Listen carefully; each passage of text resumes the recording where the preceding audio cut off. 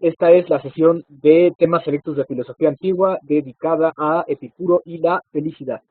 Bueno, Epicuro es un personaje muy interesante porque es uno de los filósofos más actuales, independientemente que ha sido uno de los filósofos también más clásicos si nos ponemos a pensar que es de la época de Aristóteles o que es básicamente contemporáneo de Aristóteles. Entonces, hay pocas figuras que sean al mismo tiempo tan actuales y tan clásicas o tan antiguas. Ahí están Platón, ahí están Sócrates, otros filósofos que no tuvieron tanta fama, pero que igual aportaron bastante. Pero sin duda, Epicuro se lleva una mención honorífica porque hasta su nombre significa camarada, hasta su nombre significa eh, aquel en quien se puede confiar. Porque la manera de ver la vida de Epicuro junto con los demás filósofos helenísticos, pues es bastante humana, es bastante atemporal, siempre está lejos de cualquier categoría solamente histórica, sino que al contrario le habla a todos los hombres. Y por eso, por ser una figura tan humana, tan identificable, tan asequible, tan cercana incluso en su pensamiento, es una figura que vale la pena estudiar. Por supuesto, Epicuro ha tenido a lo largo de su, bueno, tanto de su vida como de su influencia, ha tenido tanto detractores, es decir, gente que lo criticó, como ha tenido gente que lo ha apoyado. Incluso en el siglo, desde la Edad Media hasta la filosofía moderna. Por ejemplo, quien ha criticado a Epicuro, pues bueno, generalmente son los platónicos cristianos de la Edad Media, incluso los platónicos de otro tipo de confesiones o de otras religiones, como los musulmanes, incluso supongo algunos judíos, y después tuvo otro tipo de críticos durante la Edad Media, sobre todo aristotélicos, pero también durante la Edad Media, bueno, desde antes incluso, desde la antigüedad clásica, en la época de Filósofos, un poeta tradujo o puso en versos latinos el pensamiento de Epicuro, ya lo veremos, y gracias a eso se preservaron las ideas de Epicuro, gracias al trabajo de Lucrecio. Y también cuando fue reencontrado a finales de la Edad Media, a principios del Renacimiento, el trabajo de Epicuro pasó a la Edad Moderna, por ejemplo, el atomismo o la propuesta atómica física se hizo famosa en la época moderna gracias al trabajo de Epicuro, que fue recuperado por clasicistas tanto italianos como franceses. Por ejemplo, Gassendi, Pierre Gassendi, que fue un sacerdote católico y que también fue un filósofo muy interesante, se dedicó ampliamente a estudiar lo que quedaba de las obras de Epicuro o de sus testimonios, y gracias a eso se introdujo de nuevo, ya en la Edad Moderna, en el siglo XVII, la propuesta física del atomismo, de que el mundo, el cosmos, está hecho de pequeñas partes indivisibles. Pero bueno, ¿por qué es tan importante entonces Epicuro? Hay que hacer una síntesis de cuál es el mundo en el que Epicuro y los filósofos helenistas llegan a tomar un lugar importante en el mundo filosófico, incluso si es luego de Platón, luego de la síntesis que hace Aristóteles un poquito después, y por qué se hace importante. Bien, no podemos entender la filosofía helenística, esto es imposible, no la podemos entender sin la figura de Alejandro Magno, o en otras palabras, la herencia clásica griega se debe básicamente a la síntesis de una sola persona, que es Alejandro Magno, que incluso antes de sus 33 años, edad a la que murió, tiene la capacidad de unir todos los pueblos conocidos del mundo por los griegos. Es decir, tiene la capacidad de cumplir aquel sueño clásico, aquel sueño griego de conquistar el Oriente. Y tú te sabes muy bien la historia de Alejandro, como desde sus veintitantos hasta que murió en Babilonia cuando tenía 33, pues fue conquista tras conquista, persiguiendo a los griegos, persiguiendo a los persas, a los egipcios. Bueno, los egipcios lo recibieron como un libertador para no meterse en problemas. Eh, Llegó hasta la frontera de India, traspasa incluso la frontera del río Indo, y hasta ahí sus soldados le dicen que ya están cansados, que ya han avanzado demasiado, que ya no queda más que conquistar, y emprenden el regreso, y pues bueno, durante el regreso se enferma Alejandro y muere en Babilonia, acá. Un año antes, o un poquito antes de, eh,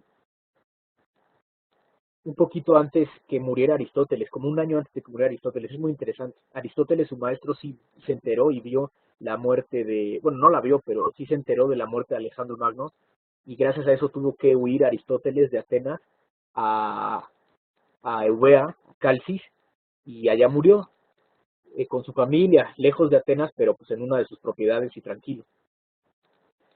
¿Por qué es importante la figura de Alejandro? Pues sobre todo por la síntesis clásica. ¿Qué es lo que pasa en un sentido político? Pues se caen los poderes se caen los poderes eh, estatales, se caen los poderes civiles y pierden su independencia las ciudades griegas. Esto es bien importante. Y la pierden en función de un emperador, o lo que ellos llaman autocrator, el que gobierna por sí mismo. Ya no hay entonces la capacidad clásica, el ámbito clásico donde hacer filosofía, que era la ciudad independiente, la ciudad-estado, la polis, sino que ahora ya somos todos parte de un gran imperio. Entonces, lo primero, se cae la cuestión política cambia básicamente de un día para otro, y se pierde la noción de localidad para dar paso a la noción de globalidad. Alejandro Magno es un verdadero globalizante, o un verdadero globalizador. Eh, Luego, número dos, como empieza esta noción de globalización, ¿qué es lo que pasa?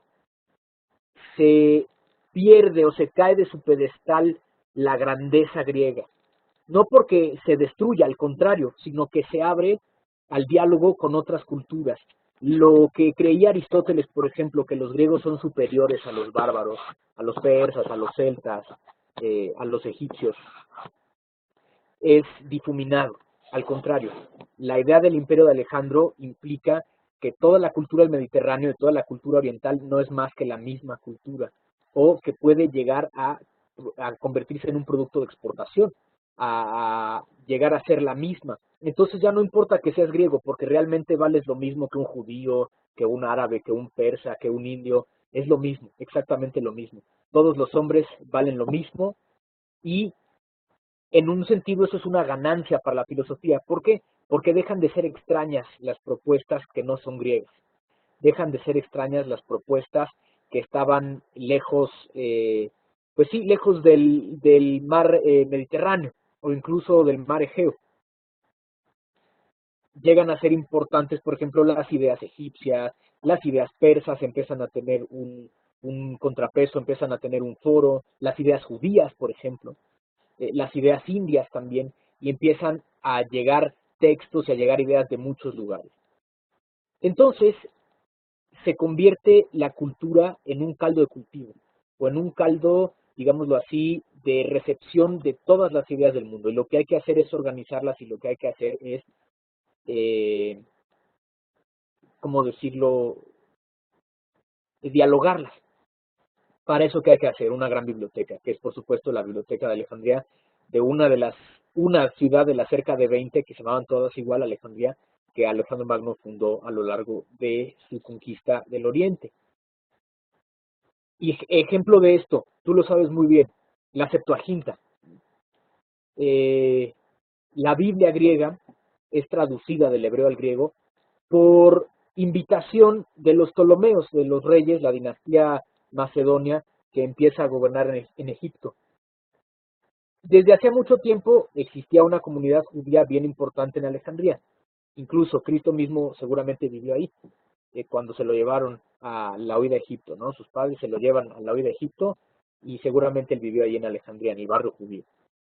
Y estos judíos, sin dejar de ser judíos, estaban ya muy helenizados, ya básicamente no hablaban hebreo. Eh, entonces, para que no se perdiera la Biblia, para que no se perdiera el contenido bíblico, ¿qué es lo que hacen? El rey, alguno Ptolomeos, debió ser Ptolomeo II o algo así. Todos estos datos te los puedes encontrar con mayor exactitud de lo que yo te lo pueda decir, ¿no? Pide al sumo sacerdote de Jerusalén que le envíe sabios bien estudiados en hebreo y en griego para que puedan traducir la Biblia del hebreo al griego y que la puedan tener ellos en Alejandría. Y entonces le envía a 70 sabios, 72 sabios de hecho. Y es la leyenda, ¿no? De que llegan los sabios, se encierran en la isla de Paros, cada uno en su celda, y pasan 72 noches. Y cada uno está dentro de su celda traduciendo. Tiene el texto bíblico, el texto en hebreo, y lo va traduciendo poco a poco. Pasan 72 noches. Y después de eso salen todos de su clausura, comparan las Biblias que tradujeron y se encuentran con que todas son idénticas y que había sido como una muestra del favor de Dios por aquella traducción. Bueno, muy seguramente no fue así, eso es más bien una narración mitológica, una narración pues geográfica. Pero lo que sí es seguro es que la Biblia fue traducida del griego del hebreo al griego en Alejandría por la bienvenida, la apertura que tienen otras culturas los griegos de Alejandría. Y de hecho se convierte en un texto canónico, de ahí salen muchísimas otras copias a muchos otros lugares del mundo. Los hebreos jóvenes pueden aprender ahora en una lengua, en la lengua que ellos ya estaban hablando, las historias bíblicas. Y de hecho, la Biblia de los primeros cristianos, que nada más faltan 200 años, 250 años para que surja el cristianismo, aproximadamente, convierten el texto de la Septuaginta en su texto sagrado. ¿Por qué? Porque los primeros cristianos escribieron en griego y leyeron en griego. Y Pablo está citando, bueno, parece que cita a las dos, tanto la Biblia griega como la Biblia hebrea. Pablo, por supuesto, tú lo sabes muy bien, es uno de los mejores ejemplos de judío helenizado, porque Pablo hablaba griego de manera brillante y se entendía con todos los griegos, es decir, tanto con los filósofos como con los rabinos, una cosa muy interesante. Pablo es una muestra de aquella cultura helénica, nunca hay que olvidarlo. Bueno, y junto con estos textos, por mencionar de la Biblia, pues llegan muchos otros textos calendáricos o astronómicos de Mesopotamia, de Egipto, de Arabia, se empiezan a traducir. Y la cultura griega empieza a ser una buena olla, un buen crisol de recepción de todo este tipo de ideas y vale mucho la pena porque se cumple aquel sueño dorado griego de tener todo el conocimiento disponible en un solo lugar del mundo. Y eso está, por supuesto, en la Biblioteca Real de Alejandría. Pero no nada más. ¿Qué pasa con la cultura anterior, con la cultura de la polis o con la cultura de la ciudad-estado? Pues bueno, ya no es la misma. Y si ya no tenemos los mismos elementos para ser virtuosos y si incluso podemos ser gobernados por hombres que no sean virtuosos, lo que a nosotros nos queda es ser virtuosos nosotros mismos. Surge la filosofía helenística como una respuesta a esta globalización de Alejandro Magno. Y surge en varias ramas.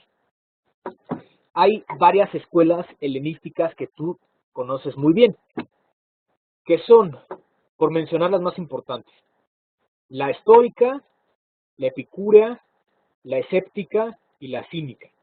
Por supuesto, hubo otras escuelas menores, como la escuela de los megáricos, ¿sí? Pero estas cuatro que estoy mencionando son las más importantes. La estoica, la epicúrea, la escéptica y la cínica. Bueno, todas estas, ¿qué tienen de común? Todas estas son atenienses. Atenas se conserva como el centro de la filosofía.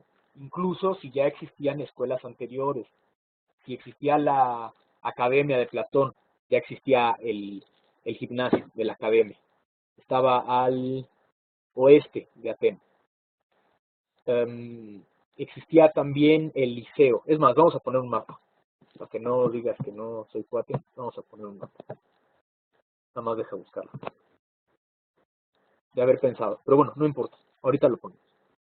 Está el Liceo también. El Liceo está exactamente del otro lado de la ciudad. Está al este de Atenas. Después, los estoicos fundan su escuela ¿dónde? Pues en la Estoa, en el Ágora, en el centro de Atenas, en el mercado, en la plaza pública. Y se juntan a filosofar ahí en un pórtico, haz de cuenta los portales. de una plaza mexicana, esa sería una estoa, más o menos. Ahí se juntan. Llega Epicuro desde las islas, desde Samos, y abre su casa o abre en su casa su propia escuela en su jardín, y entonces se le queda el jardín. A ver, los estoicos, los epicúreos, bueno, los escépticos ocupan la academia de Platón, los platónicos cada vez empiezan a menguar, el platonismo deja de estudiarse o mengua mucho tiempo y la academia es ocupada por escépticos, entonces la academia es ocupada por escépticos.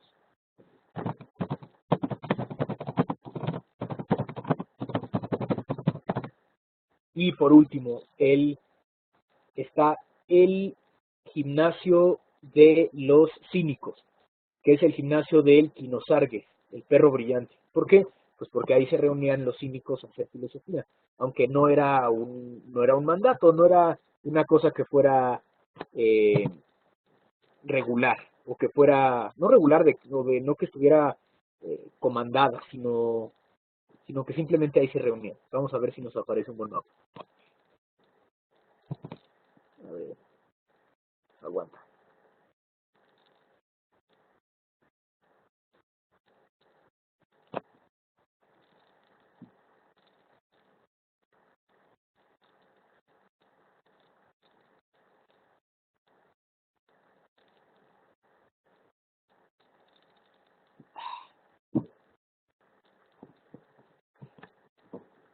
Ahí va. A ver, vamos a esperar.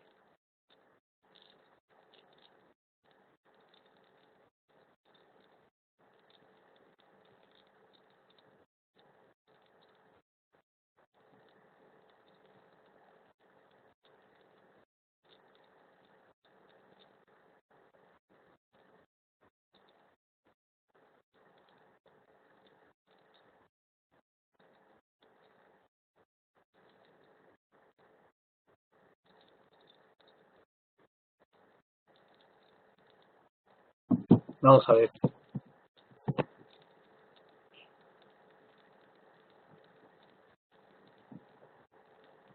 No, parece el fresco.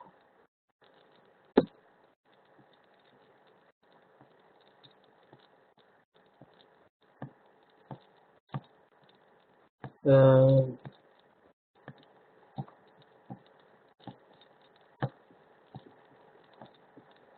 a ver, vamos a buscar otro.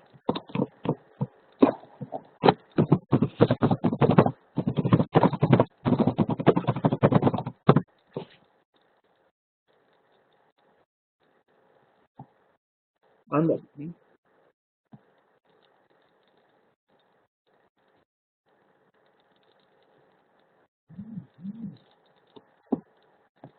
Uh,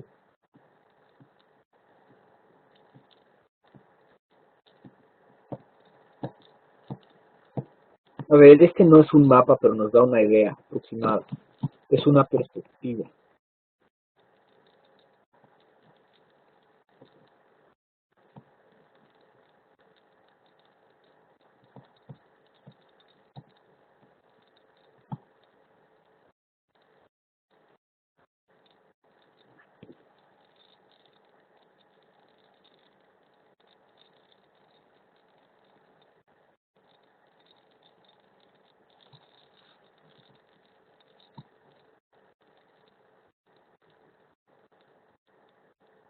Este mejor. Aquí está.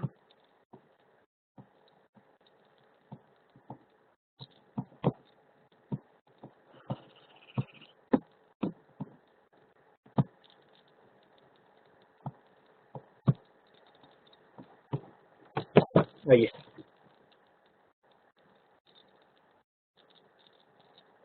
Uh,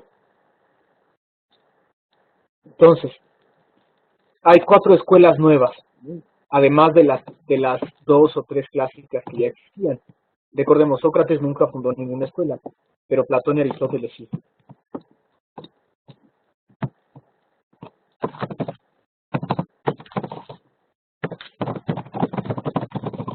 Ahí está. Ahí está Atenas, entonces mira, esta mancha que estoy circulando, esta mancha del centro es la Acrópolis. Eh, Aquí está la academia, fíjate cómo está al oeste. El liceo está acá, del otro lado. Aquí estaba Platón, aquí estaba Aristóteles. Los, eh, los estoicos, ¿dónde están? Aquí, a un ladito de la Acrópolis, en el Ágora. Los escépticos, en algún punto, se llegan a instalar a la academia de Platón. Y también el gimnasio del Quino Sargues, el perro brillante, está aquí, más al sur, abajo. Bueno, todas estas son las escuelas que estuvieron de fama después del apogeo del aristotelismo y del platonismo clásicos. Y todas estas cuatro escuelas que mencionamos se inspiran en la figura de Sócrates. Por ejemplo, por ejemplo, los, uh,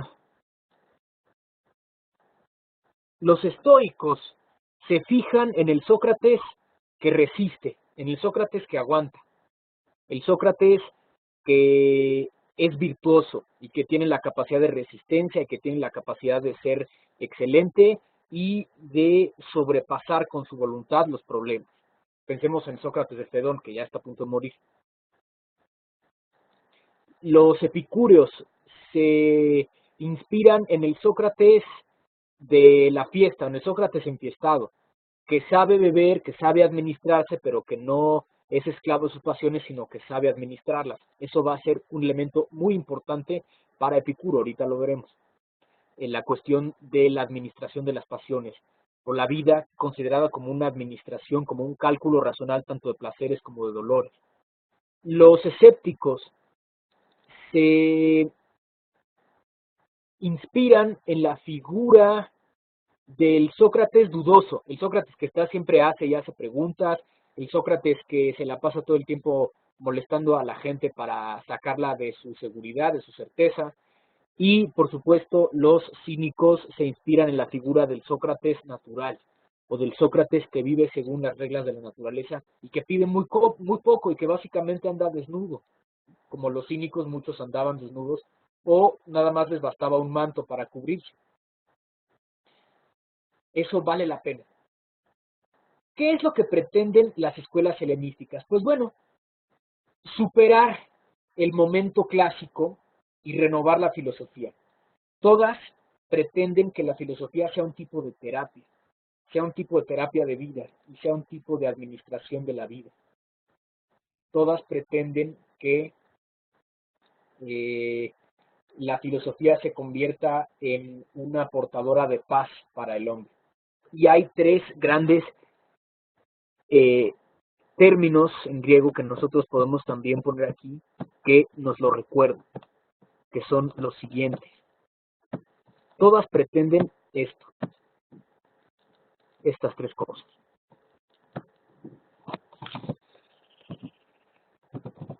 Atifía,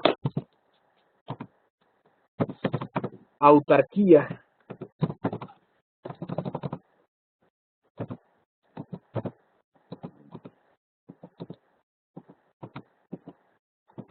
a ver,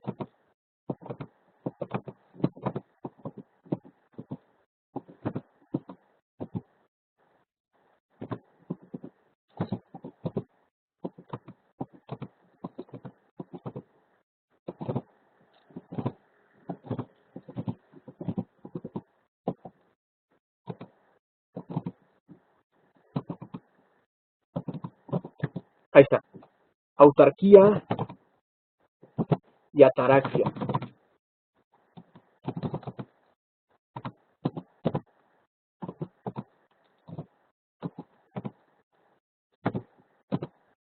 Ataraxia.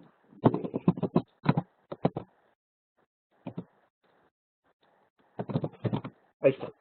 Atifía, autarquía y ataraxia. Todas estas tres son ejes centrales de la filosofía helenística. Todas comparten estas ideas. La filosofía es terapia, ¿por qué? Porque pretende darnos estas tres cosas muy claras. Ya lo pongo aquí en español. ¿Qué son? Atifía es humildad. Que mi vida sea humilde, que mi vida no sea presuntuosa, que yo no pretenda ser alguien que no soy. Porque la felicidad no está ahí. Autarquía.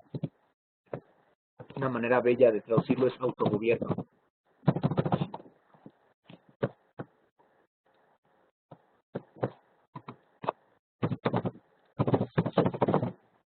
Ser dueño de sí mismo, que tu felicidad no esté puesta en las cosas que no son tú, ni en los placeres o en las cosas que te dan placer, ni en la riqueza, ni en la fama, sino simplemente en tu propia virtud, en el propio ejercicio de tu propia excelencia. Ahí está tu felicidad. Y la ataraxia, la imperturbabilidad.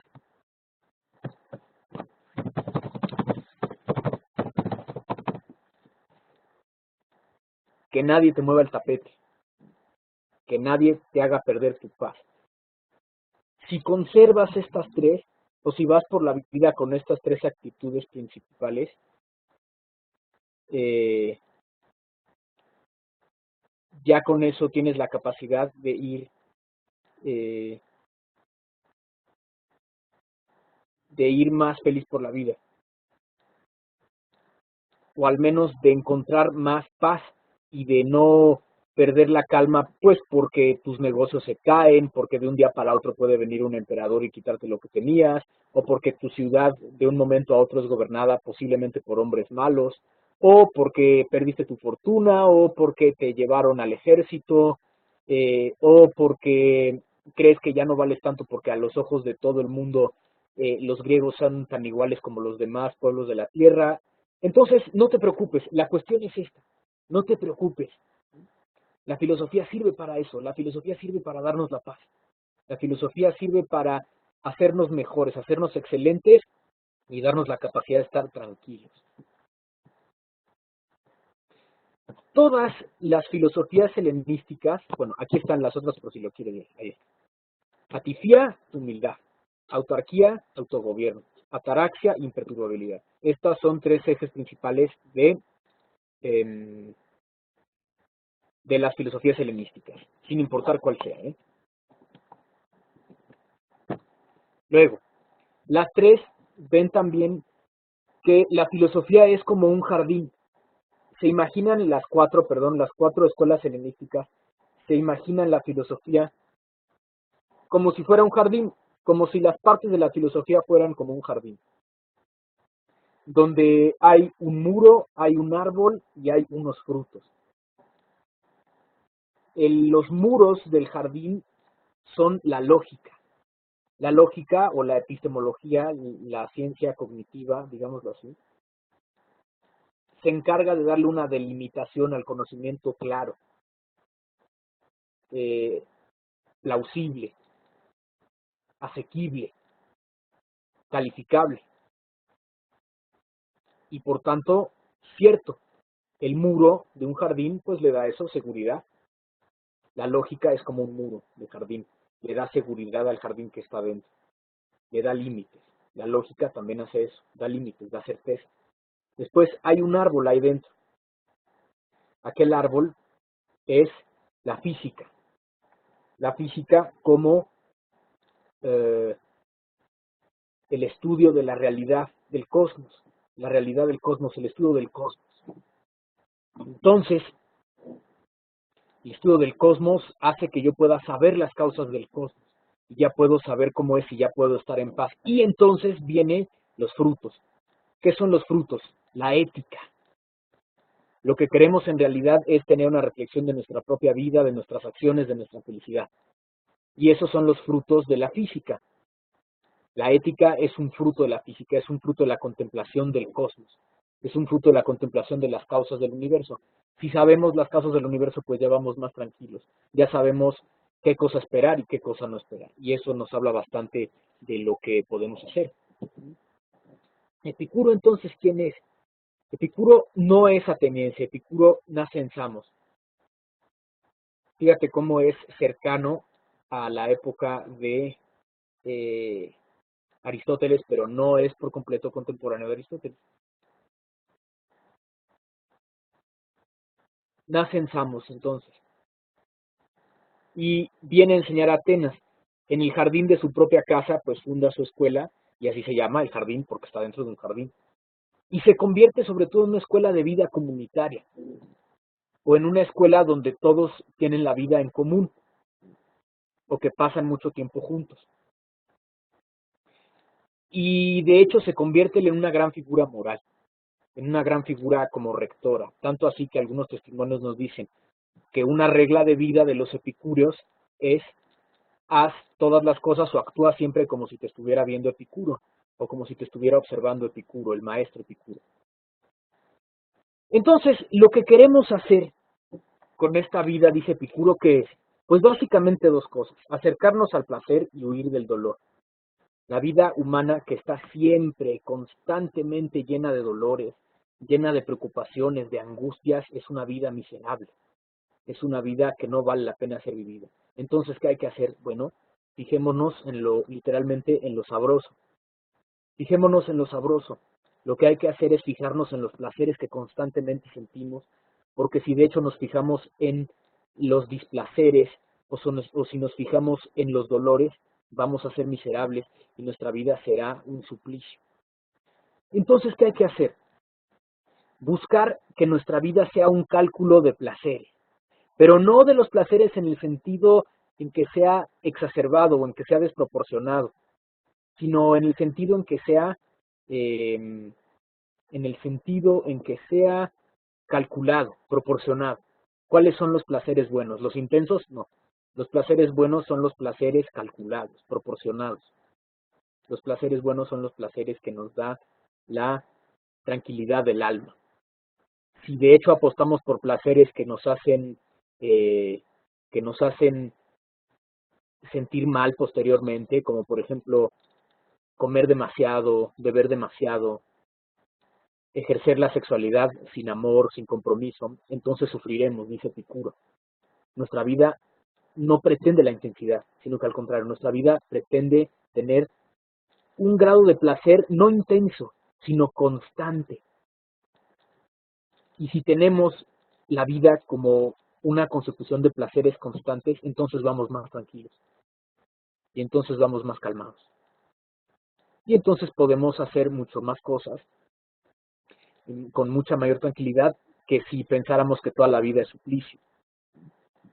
Aunque claro, también podemos administrar los dolores. A veces hay que reconocer que la vida tiene dolores, sí, pero no dolores suficientemente catastróficos, sino que al contrario, podemos encontrarle un lado placentero a aquello que estamos sufriendo. Ya lo veremos en la carta a Meneceo, que vamos a hablar con mayor profundidad. Ahora, Epicuro escribió muchísimo, pero lamentablemente se conserva muy poco. ¿Cuáles son las fuentes que tenemos para conocer a Epicuro? Pues varias. Aquí mencionaremos algunas. La primera, Diógenes Laercio. Diógenes Laercio en el texto que ya te había recomendado, que se llama Vida y Doctrina de los Filósofos Más Ilustres, que son 10 libros. Eso ahora no importa la edición que te compres, pero consíguelo. ¿Por qué? Porque Diógenes Laercio se da a la tarea de recuperar todas las opiniones, muchos textos, anécdotas, testimonios, testamentos, cartas de muchas personas, incluso hasta epígrafes o epitafios, los transcribe. Él se da la tarea de encontrarlos en las bibliotecas o en los cementerios, donde sea, o de visitar, eso no lo sabemos, seguramente visitó algunos lugares, y se da la tarea de transcribirlos. Y es básicamente una de las obras más importantes que nos queda para saber con más detalle la vida íntima de los filósofos clásicos. Y dedica el último libro de esta obra a Epicuro. Y eso nos hace pensar que esta dedicación y darle uno de los lugares de honor a este libro, pues nos hace pensar que Diógenes fuera también epicúreo, y de hecho se dedica también a transcribir las cartas o algunas de las cartas que escribió Epicuro. Diógenes, entonces, Diógenes Laercio es la primera fuente. Ahí están las tres cartas, las famosísimas cartas a Meneceo, a Pítocles y a Heródoto, están ahí. Y también otras cosas, otras apotegmas, se dice, o dichos dichos famosos o frases importantes, frases célebres. Esa es una fuente, quizás la más importante. Otra, el muro de Oinoanda. Este es otro Diógenes, no Diógenes Laercio, sino el Diógenes de Oinoanda. Oinoanda fue una ciudad, me parece que en Turquía, no recuerdo si en Turquía o en el norte de Grecia, pero que fue importante durante la época de Alejandro Magno y después.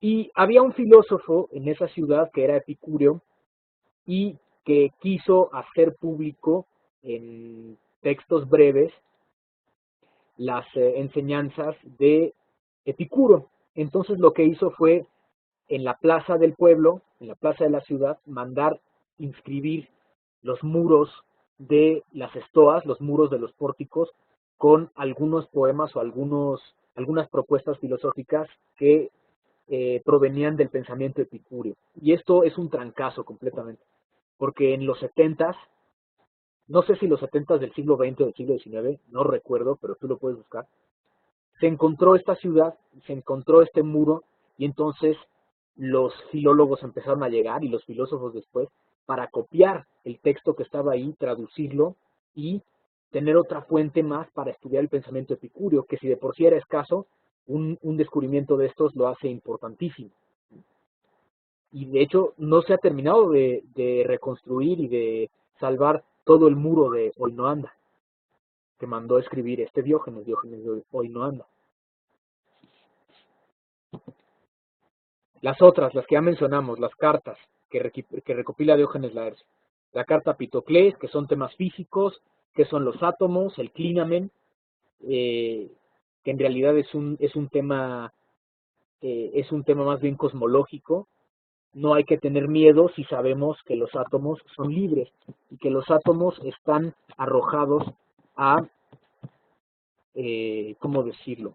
No a la desgracia, sino que están arrojados a el destino y se mueven de una manera incalculable, de una manera completamente errática. Quizás el primer filósofo en entregar el cosmos a la completa indeterminación es Epicuro, con esta idea del clinamen. Clinamen es importantísimo, es esta capacidad de declinarse que tienen, y tú sabes lenguas clásicas, tú sabes qué es declinar, la capacidad que tienen los átomos de inclinarse a donde sea que los lleve la indeterminación del cosmos. ¿Sí? Luego está la carta de Heródoto, que son temas astronómicos. Si las estrellas, la luna, si pasan las constelaciones, si pasan el zodiaco, el horóscopo. El universo es como es, no debería importarnos tanto cómo es, o más que cómo es, cómo influiría en nuestras vidas, porque en realidad el cosmos no está en nuestras manos, solo nuestras vidas están en nuestras manos, nadie más. Y por último la carta a Meneceo, que son los temas éticos. La vida buena es la vida placentera, pero la vida que tiene un placer calculado. La vida es un cálculo racional de los placeres, pero también un cálculo racional de los dolores, por tanto.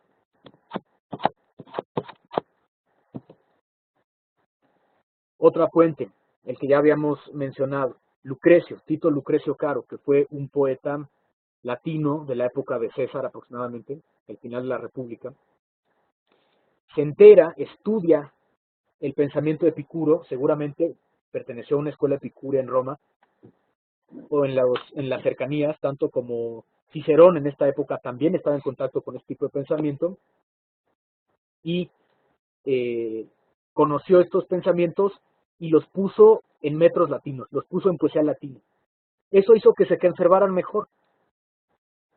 Escribió una obra completa, un poema épico completo que se llama De Rerum Naturae, que tú también lo puedes conseguir, está editado por la UNAM en edición bilingüe, en latín y en español, y es impresionante.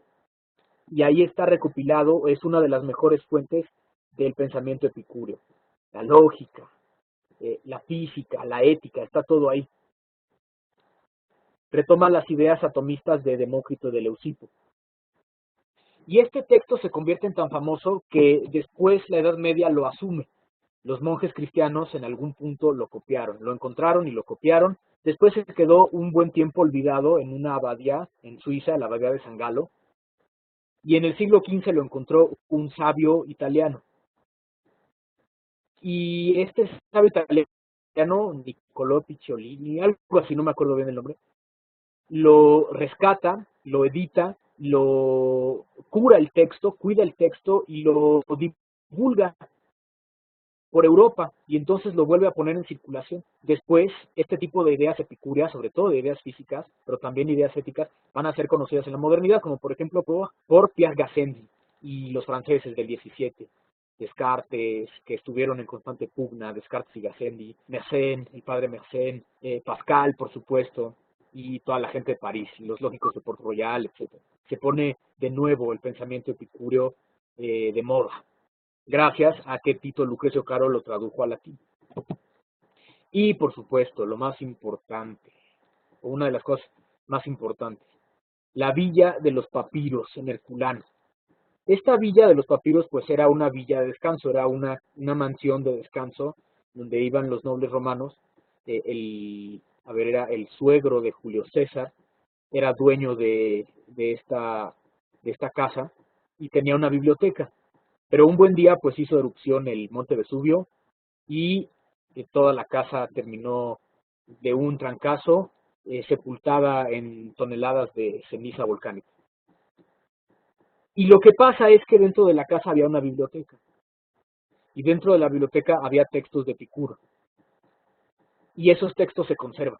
Es impresionante. Claro, se conservan carbonizados, y es un completo desbarajuste, porque hace falta tocar poquito el texto para que se deshaga todo el papiro. Pero ahí están. Esta era la villa de los papiros, tenía su propia biblioteca, tú sabes, una villa romana, este es el render, la reconstrucción. Pero los papiros de Herculano, los que estaban bien, se encontraron así. En el siglo XVII se hicieron excavaciones y se encontró este tipo de papiros, y entonces, antes de que se fragmentaran por completo, los pasaron en limpio, lo que pudieron leer, hicieron facsímiles y algunas copias de esos facsímiles se conservan. Otros siguen estando, pero se conservan así, para nuestra desgracia. Y de hecho existe una comisión internacional en Italia de muchos académicos que pretenden de alguna forma volver a leer estos papiros. ¿Cómo le van a hacer? Pues bueno, hay algunas técnicas que si lo leen con rayos láser, con rayos X, que se hacen una tomografía, y poco a poco están cada vez más cerca. Yo creo que leer un texto pues en este estado es poco menos que posible, eh, pero ojalá que puedan resolver alguna cosa de esto. Por ejemplo, uno de los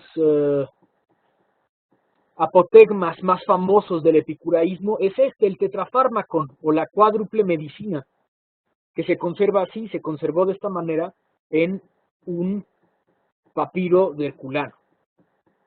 Y aquí está en griego, tú sabes leer griego, tú no tienes problema con esto.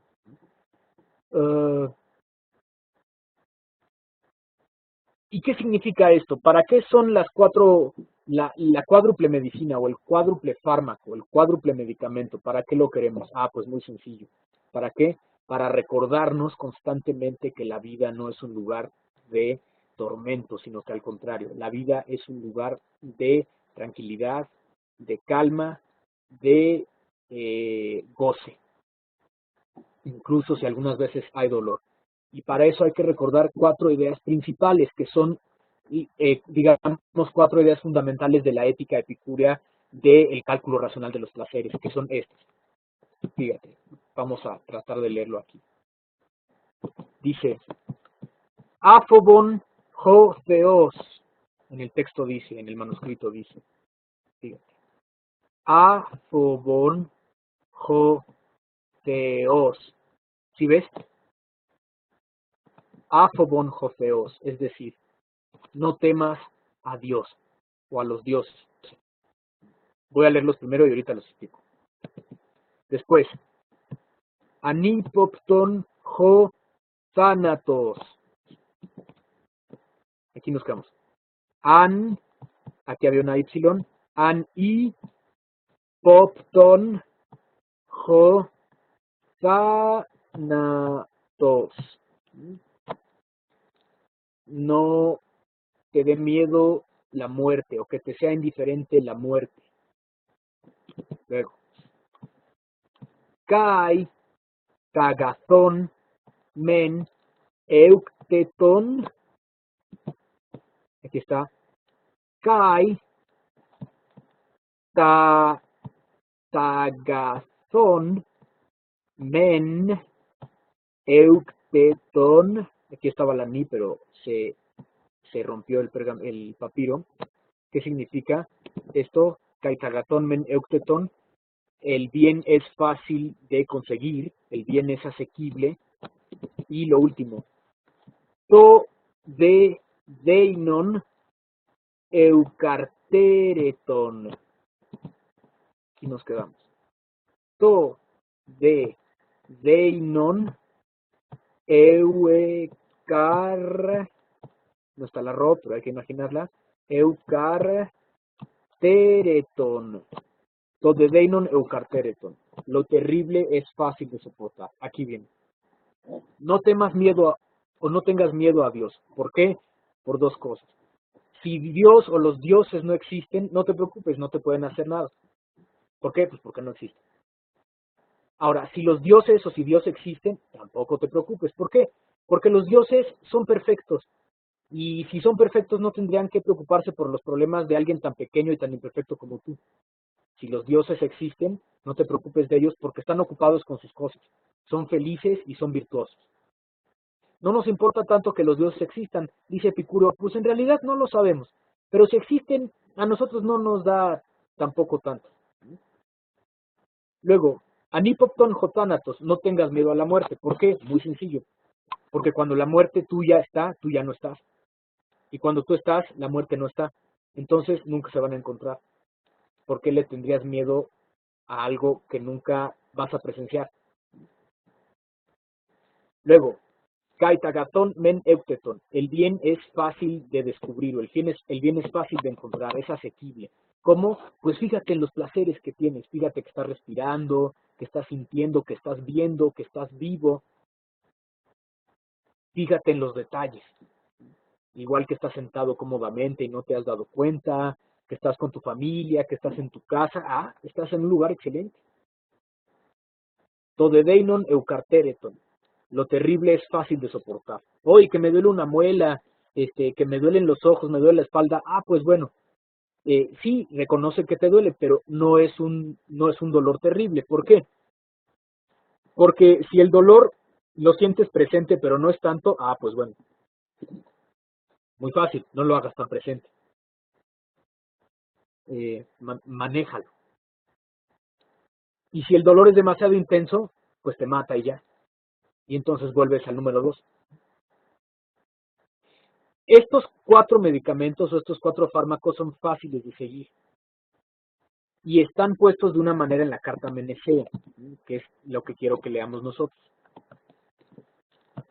¿Por qué? Porque la carta Meneceo es uno de los mejores lugares para ver la ética de Epicuro que nos queda existente, independientemente de los otros textos que podamos ver. ¿Por qué? Porque esto sí lo escribió Epicuro. Dice entonces la carta Meneceo, leo y comento. Epístola de Epicuro a Meneceo.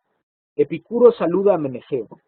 Ni por ser joven demore uno en interesarse por la verdad, ni por empezar a envejecer deje de interesarse por la verdad.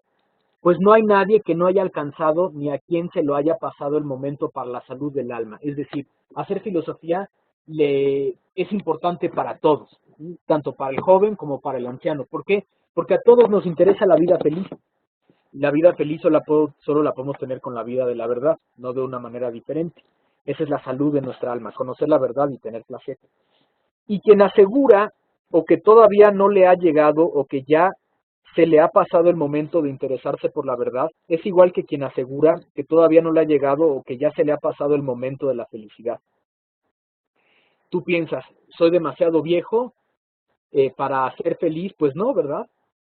Entonces tampoco eres demasiado viejo o demasiado joven para hacer filosofía o para encontrar lo que tú quieres en la vida, para encontrar el placer en la vida.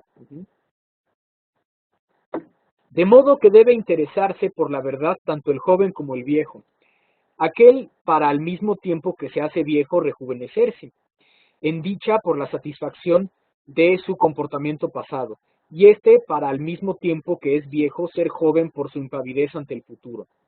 Así pues, es menester practicar la ciencia que trae la felicidad, si es que presente ésta tenemos todo, mientras si está ausente hacemos todo por tenerla. Vale la pena conseguir la vida de la felicidad.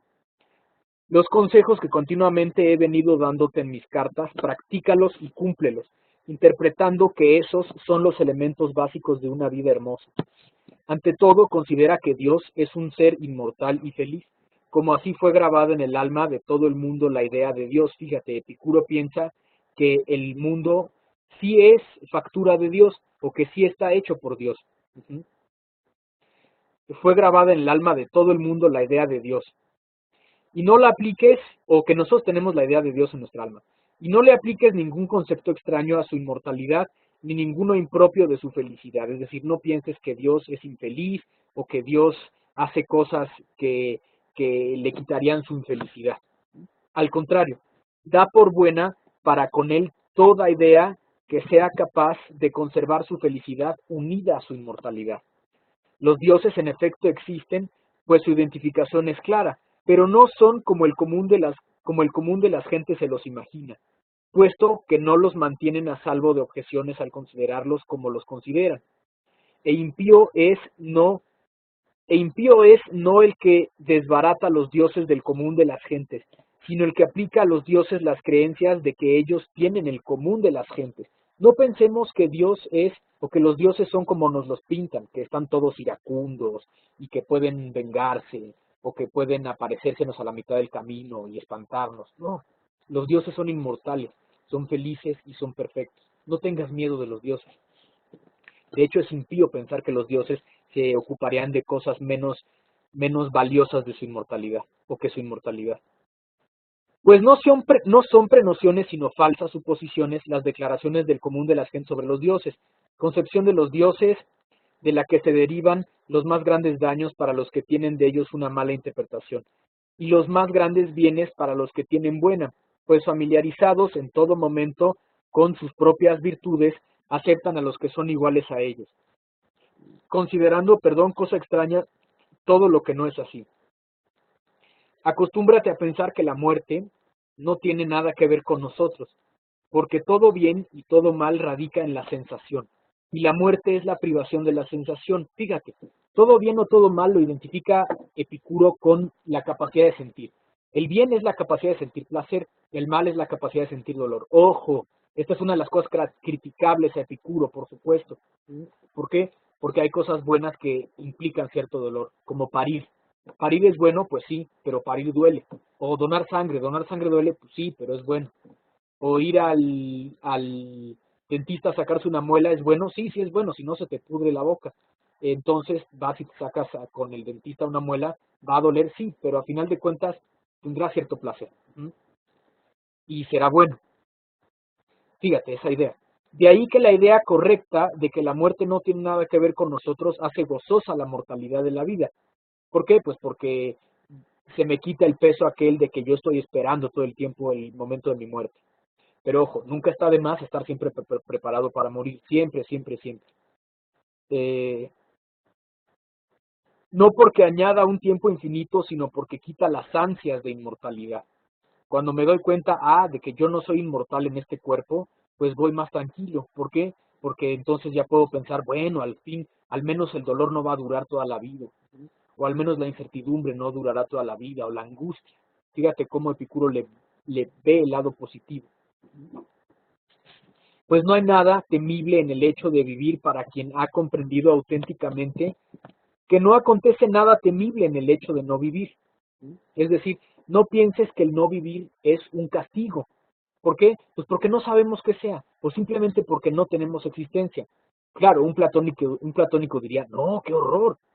El peor de los males será no existir, si es que el bien es existencia, ¿no? Y si la muerte es falta de aquella existencia, será un tipo del peor de los males. Incluso Santo Tomás lo dice, que el peor de los males para los vivientes es el estar muertos, porque pierden lo que son. y no hay un peor mal que la destrucción. Bueno, pero eso es harina de otro, esa es otra cosa, pues. Pero ve cómo lo piensa Epicuro, ¿no? Por eso Epicuro es tan interesante. ¿Dónde estaba? Aquí está. No hay nada temible en el hecho de vivir para quien ha comprendido auténticamente que no acontece nada temible en el hecho de no vivir. De modo que es estúpido quien asegura que teme la muerte, no porque hará sufrir con su presencia, como si fuera un fantasma o algo así, supongo, sino porque hace sufrir con su inminencia, pues lo que con su presencia no molesta sin razón alguna hace sufrir cuando se espera. Así pues, el mal que más pone los pelos de punta, el mal que más pone los pelos de punta, la muerte, no va nada con nosotros, justamente porque cuando existimos nosotros, la muerte no está presente. Y cuando la muerte está presente, entonces nosotros no existimos. Entonces, ¿de qué tienes miedo? Nunca vas a estar frente a frente. Por tanto, la muerte no tiene nada que ver ni con los vivos ni con los muertos, justamente porque con aquellos no tiene nada que ver y estos ya no existen. Por otro lado, el común de las gentes unas veces huye de la muerte por considerarla la más grande de las calamidades y otras veces la añora como solución a las calamidades de la vida. Entonces, pues decídanse, o bien la muerte es el peor de los males o el mejor de los bienes. Como decía Sócrates, ¿te acuerdas? Dudaba de esto. Al final el Fedón que decía, no estoy seguro si sea el peor de los males o el mejor de los bienes, ya veremos. De todas formas, Sócrates tenía una gran esperanza, ¿te acuerdas? Una elpis megale, ya lo habíamos platicado con lo de las almas y el Fedón. Pero el sabio ni rehúsa vivir, ni teme no vivir. Pues ni le ofende el vivir, ni se imagina que es un mal el no vivir. Y de la misma manera que de la comida no prefiere en absoluto la más abundante, sino la más agradable, así también disfruta del tiempo, no del más largo, sino del más agradable.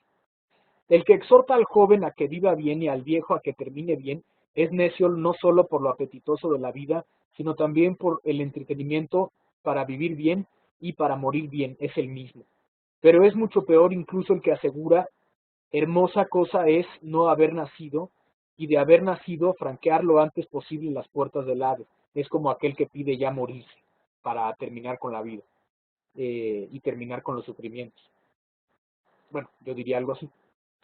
Pues si dice esto convencido, ¿cómo no se va de la vida?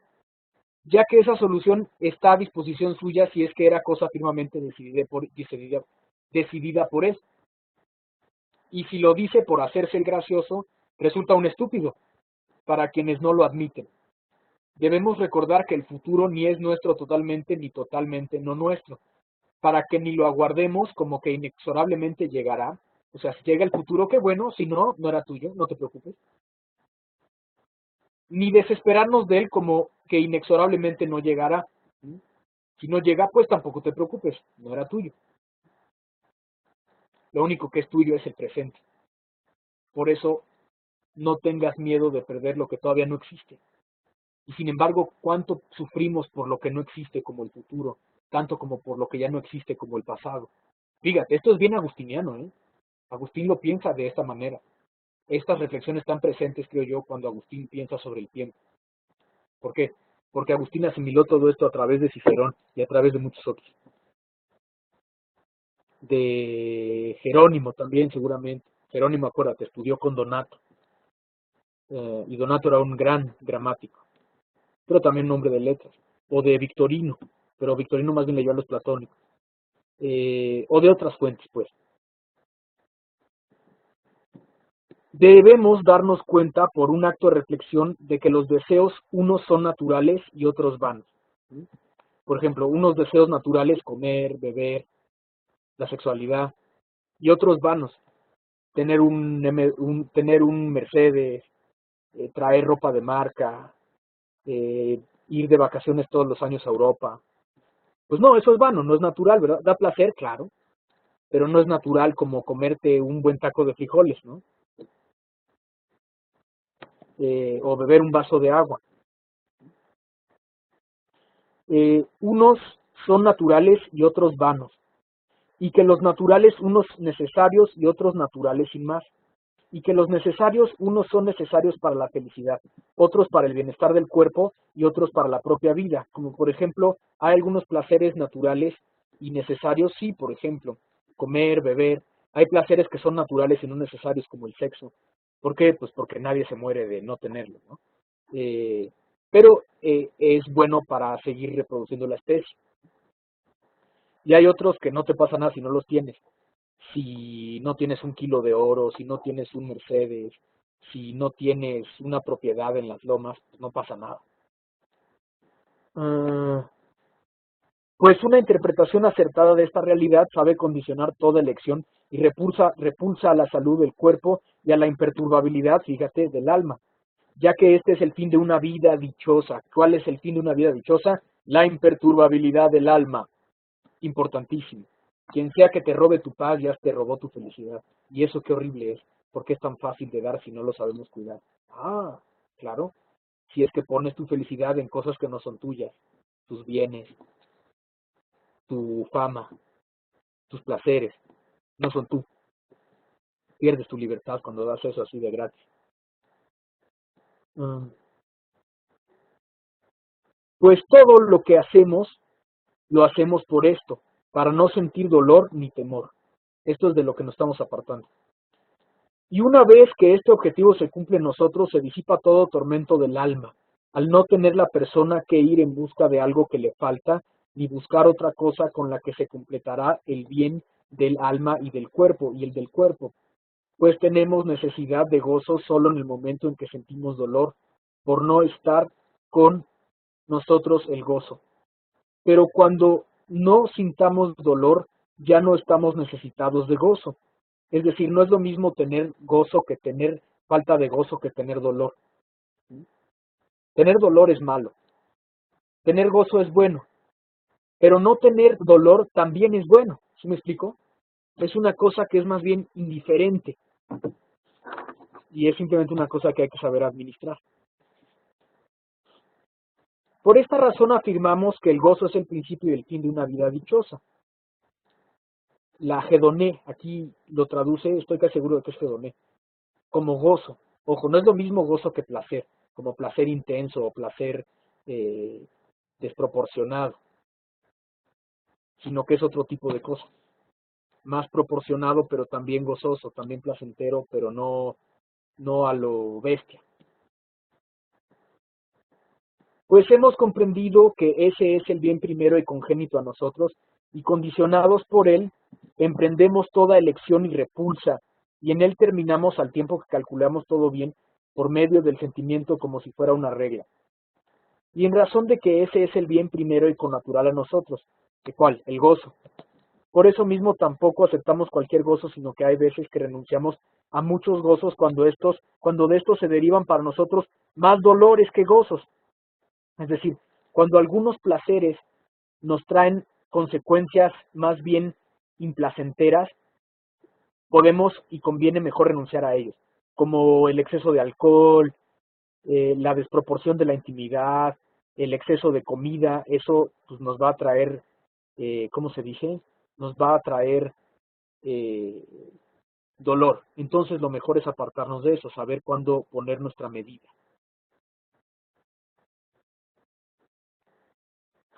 De estos se derivan para nosotros más dolores que gozos. Y hay veces que consideramos muchos dolores mejores que los gozos.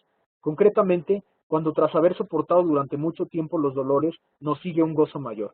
Así pues, todo gozo es cosa buena por ser de una naturaleza afín a la nuestra, pero sin embargo no cualquiera es aceptable. Exactamente igual que también todo dolor es cosa mala, pero no cualquiera debe ser rechazado siempre por principio. Fíjate cómo es inteligente Epicuro, dice, ¿hay algunos dolores que valen la pena? Pues sí. Al contrario, procede considerar todas estas cuestiones por comparación y examen de sus ventajas e inconvenientes, pues en determinadas ocasiones hacemos un uso malo del bien y otras, por el contrario, un uso bueno del mal. Fíjate, aquí está la cuestión. No es la cuestión de lo que dependa de ellos mismos, sino del uso. Y aquí viene la cuestión que también es criticable, que es una psicologización del uso, del bien o del mal. Ya las cosas no son buenas o malas, por lo que son en sí mismas, sino más bien por lo que a nosotros nos reditúan. A ver, Platón diría sí, pero no. El, las cosas buenas son buenas por dos vertientes, por ellas mismas o porque sean buenas para nosotras. Pero si solo dices que son buenas en función de lo que es para nosotros, le quita su substancialidad y eso no es conveniente o no es conveniente pensar eso porque haces que las cosas sean menos perfectas por sí mismas. Le quitas su grado de ser, le quitas la excelencia que tienen y entonces las haces depender de ti. Y entonces ya solo tú tendrías la capacidad de decir qué cosa es bueno y qué cosa es malo. Y incluso si una cosa es buena por sí misma y podría llegar a ser buena por sí misma y después para ti, ya no lo podrías tú saber porque solo terminarías con o terminarías quedándote con un juicio interno, no con una realidad externa. Pero bueno, eso es discutible. Uh, ¿Dónde está? También consideramos el propio contento de las personas un gran bien, no para conformarnos exclusivamente con poco, sino con objeto de que si no tenemos mucho, nos conformaremos con poco, auténticamente convencidos de que sacan de la suntuosidad el gozo mayor quienes tienen menos necesidad de él, y de que todo lo natural es fácil de procurar y lo superfluo difícil de procurar, pero ojo, es falsa aquella identificación entre lo bueno y lo natural. Hay cosas buenas que no son naturales, como los antibióticos, y hay cosas naturales que no son buenas, como la lepra o la sífilis. Eh, ¿Son buenas la lepra o la sífilis? Quizás en ellas mismas sí, por ser una manera de vida, pero no en tanto en cuanto a nosotros, por supuesto. Eh, pero claro, eso no significa que la sífilis o que la lepra solo sean en función de nosotros, sino que sí existen por sí mismos. Um, a ver.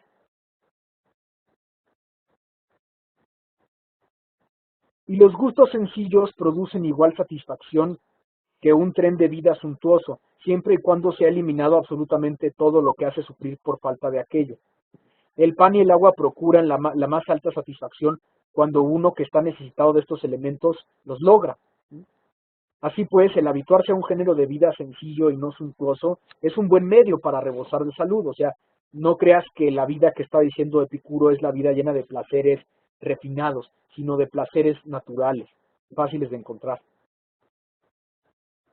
Eh, y hace que el hombre no se arredre ante los obligados contactos con la vida.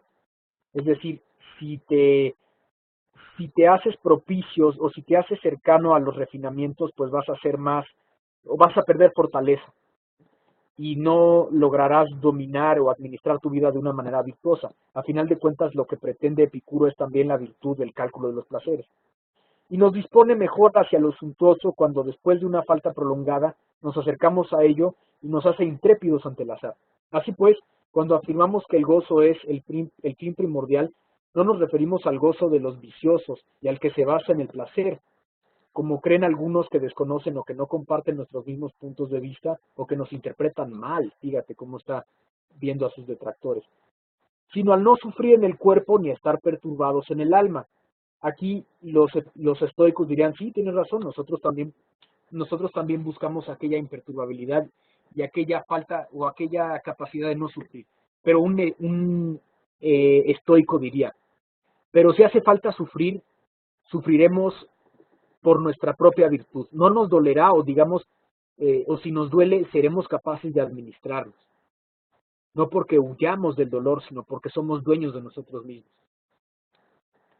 Eh, Pues ni las bebidas, ni las juergas continuas, ni tampoco los placeres de adolescentes y mujeres, ni los del pescado y restantes manjares que presenta una mesa suntuosa, es lo que origina una vida gozosa, sino un sobrio razonamiento que, por un lado, investiga los motivos de toda elección y rechazo, y por otro, descarta las suposiciones, por culpa de las cuales se apodera de las almas una confusión de muy vastas proporciones.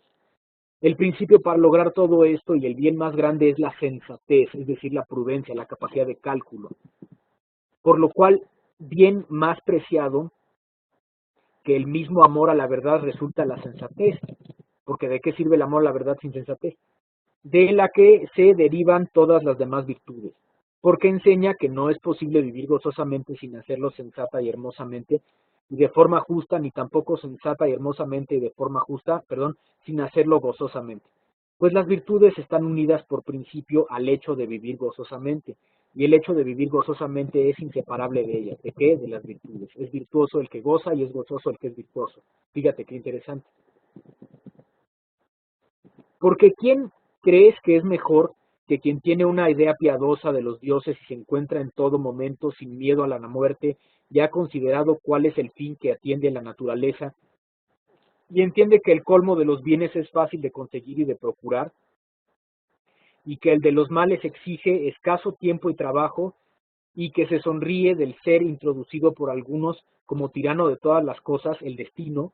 Es decir, ¿realmente existe el destino domina mi vida? A ver, vamos a ver.